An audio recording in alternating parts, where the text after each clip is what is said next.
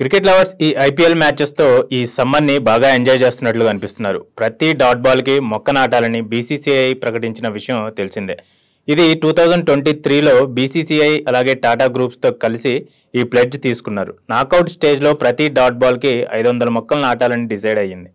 ఆ సంవత్సరంలో 294 dot balls గాను దాదాపు 1,45,000 మొక్కలు నాటడం జరిగింది. అలాగే 2024లో 323 బాల్స్ గాను దాదాపు 1,66,000 మొక్కలు నాటారట. కానీ ఈ 2025 ఐపీఎల్ సీజన్లో త్రూ అవుట్ లీగ్లో ప్రతి డాట్ బాల్కి 500 మొక్కలు నాటాలని కండిషన్ పెట్టారు. ఈ సీజన్లో ఇప్పటి వరకు 400 డాట్ బాల్స్ గాను 1,80,000 మొక్కలు నాటినట్లు సమాచారం.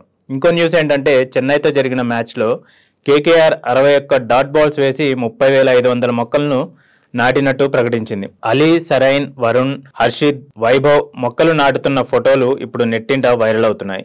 ఐపీఎల్ హిస్టరీలోనే ఇది మొదటిసారట ఒక్క ఇన్నింగ్స్లో ఇన్ని డాట్ బాల్స్ వేయడం.